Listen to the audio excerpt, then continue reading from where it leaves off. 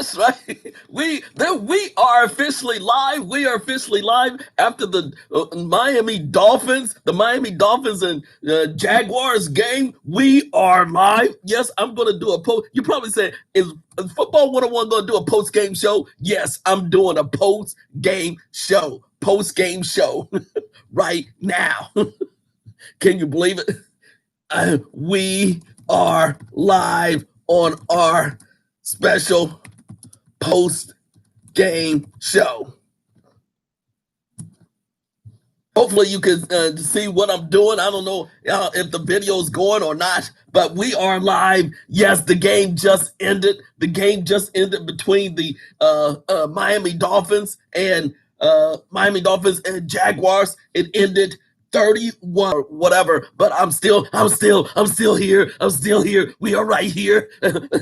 What happened to Minshew Mania? What happened to the Minshew Mania? It looks like yes, Fitz Fitzy beat the the beard one. The 37-year-old beat Minshew. All of this hype about Minshew and the Jaguars. It just did not happen. It just did not happen. It was a blowout, basically. It was really a blowout. And, I just feel I feel bad for Gardner Minshew. And here comes the Miami Dolphins with the experienced quarterback, old Fitz and the beard. And the Dolphins were hampered with injuries. And yet the Dolphins came in and did their business. They came and did their business. They took care of business in Jacksonville. They took care of big time business and won 31-13. And I was impressed again by Fitz. He threw the ball well. Ryan Fitzpatrick, he's a veteran. He was crafty, and he wasn't going to take much mess, but he was going to keep silly things, or like he normally throws interceptions. Fitzpatrick, he played within the scheme of the Dolphins, and the running back Gaskins for the Dolphins ran very, very well. Matter of fact, he had the last run of the game for the Dolphins, and the Dolphins just closed it out again, 31-13. And I don't know if anyone would care about the Dolphins and the Jaguars, and the reason why I'm doing a post game is because I feel for the for both teams, because they're not mentioned too much in the national news of the. Got to give up to Brian Flores, the coach of the Miami Dolphins, for really changing out a lot of things. And of course, the Dolphins have Tua, the quarterback, sitting the bench, learning from Fitzpatrick, and just seeing him on the sideline, getting along with Fitzpatrick, learning as much as possible. And let me just say, I was watching NFL Network, and Irving was completely wrong. Michael Irvin was completely wrong. He even said before the game, Fitzpatrick should sit down and let Tua play. Well, no, Tua needs to continue to learn from Fitzpatrick. And Fitzpatrick did not throw interceptions like Irvin thought he would. So Irvin from NFL Network, you're wrong. This is a little jab at Michael Irvin. You're wrong, Miami Dolphins. And let me just say, I've been a Miami Dolphins fan way back during the 70s when they won their Super Bowl. Back when Larry Zonka, Jim Kick, my boys Mercury Morris and Don Shula, they gave an honor to Don Shula being the most winningest coach. And I was fortunate to see the Miami Dolphins win a Super Bowl back in the 70s. What do you think about the game? Wasn't exciting. Is Fitz to stay, and should Minshew be benched? It was really bad. What did you think about the game? Is Fitz to stay, and should Minshew? Let me go through the game real fast. I'm not going to stay long. I'm going to keep this short and tight. The Dolphins started off the game, giving the ball to in the very first drive, giving the ball to Gaskins. Fitz through the Parker very well. Deep passes, good run, 3rd and goal, TD to Preston Williams. The Dolphins came out and scored on their first drive, took charge their first drive. You got to give it up. The Jags first drive, Minshew, they had a good start, but this drive stopped immediately after they made a couple of mistakes, and the drive stopped on 3rd down. So then they punted to the Dolphins. FITZPATRICK threw the ball well. Gaskins ran the ball through a lot of through the line very well. Fitz even ran the ball for 1st down. Dolphins are much, and you can just see the Dolphins were much more faster on the field than the Jaguars. And then there was pass interference on Henderson, the defensive back for the Jaguars. Jordan Howard came in and took it in for a running first quarter.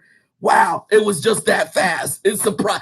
You could just see the Jaguars were surprised. Second drive for the Jags, completion to Chenault. Now, Chenault is a major wide receiver for the Jags. I like Chenault. He's a superstar. And then Minshew ran for 16 yards. Then it came to the second quarter, and Minshew threw and had a great pass, run by Robinson, and then an 11-yard touchdown by Robinson made it 14-7. 14-7 Dolphins. And then on the third drive by the Dolphins, Fitz to Devontae Parker. Fitz runs for 1st down. Fitz again. Fitz throws for another 1st down to Parker. And then Fitz to Jazeski for a TD. 21-7. 21-7 by the end of the second quarter. Third drive for the Jags. 1st down to Chenault. And then Minshew was sacked by Hill. Then the 4th drive by the Dolphins, it ended with a punt, 3 and out. And then by halftime, it was 21-7 at halftime. Wasn't much of a thriller. I wanted to turn the game off, but I had to do what I had to do. And this is football. This is NFL football. We've been waiting for football all year long. So I'm going to give you my post-game report. And I said I'm going to sit through the second half. And the second half went as predicted. When Fitz came out, still looked well. Fitz to Parker. They didn't go for it for 4th and 1. They actually punted on their first drive of the second half. They punted and it landed to the 3-yard line. Minshew loses the ball, and the Dolphins recover. And then the second drive of the Dolphins start at the 5-yard line. Then Fitz through a quarterback draw, scored a touchdown, made it 28-7. 28-7. It wasn't a thrilling game at all, as you can tell. Second drive of the Jags, they moved the ball well. Yet here's the kicker. Here, even when Troy Aikman said on the broadcast, it was the big play. This was the game. This was the play when Minshew had an opportunity, had time in the pocket. And Connolly, the wide receiver, went down the field, running straight down the field, a streak down the field, and Minshew missed him wide open. Completely threw the ball way, way over his head. He was running wide open. That was disappointing. And even Troy Aikman said, wow, I could have never, it would have been impossible. Basically, he said impossible for any quarterback to miss that in the NFL. But again, Minshew, I'll tell you about Minshew in just a second. Checking down, he checked down to a lot of times to the running backs in his throw. 4th quarter, 3rd drive, 3 and out for the Dolphins. 3rd drive for the Jags. Minshew drive, Jags down the field. Robinson scoring a touchdown, made it 28-13. And yet the Jaguars team really still looked bad offensively and defensively overall. And that's really it. And let me say, when they Jaguars scored a touchdown point, it would have been 28-14. They missed the extra point, 28-13. And then of course, the Dolphins came back and scored a field goal, made it 31-13. So overall, I would say that Fitzpatrick, he can still play, and you can just see how the players rally around him when he goes for first down, when he runs the ball, when he gets physical. The offensive lineman just loving to a you could tell he's electric and excited to be around him. It's something about Fitzpatrick. He's going to give you his yeoman type of attitude. He's just a blue collar guy. Just knows how to still play the game. And he didn't throw the interceptions like Michael Irvin said he was going to in the game. But he did as effectively as all the excitement of Gardner. There was no electricity in the stands, none. They were waiting to something to happen. And I think Gardner just really believing too much in his own hype. That's the problem. He's believing in his own hype.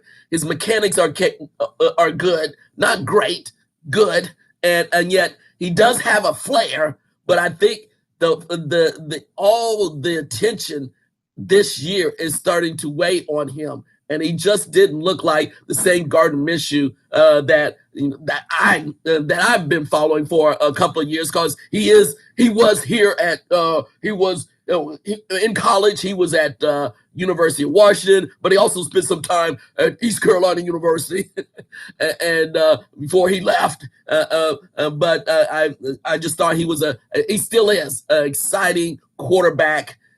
He does have outstanding talent. In tonight's game, he was flat. He was completely flat. There was no magic in the mustache. There was no magic in the mustache. The beard took over. So give it to the wily veteran, Fitzgerald, Patrick Fitzgerald, and so he did outstanding. Played within the scheme of the offense, and give credit to the Dolphins for coming back on a very short week. And hopefully, you guys will be able to see this live stream video and able to hear me in the discussion. So that's it for our post-game show. I told you I was going to keep it short and sweet. This is Football 101. I am the Beetle. When you look at this, please give me a like and subscribe, because I'm going to be back. I'm going to be back on Sunday night, and then the big Monday night game, the Chiefs versus the Ravens. So I will be back here Sunday night, and then the Monday night game, which I'm really preparing for, the Monday night game. Yes, the Chiefs versus the Ravens. I will be here to break things down. So yes, stay tuned. Football 101 is dedicated to breaking the games down at the end and telling it like it is. And I appreciate those of you who have turned in, because I don't stop. Football 101 just breaks it down and just tells it like it is. And again, Fitzpatrick, the Dolphins need to go home and stay home. They look bad tonight, so hopefully they can turn it around. This is Football 101, and that's my post-game live stream show. Thank you for listening. Thank you for putting up with the technical problems. We're going to take care of that, hopefully in the next show. Peace out, everybody.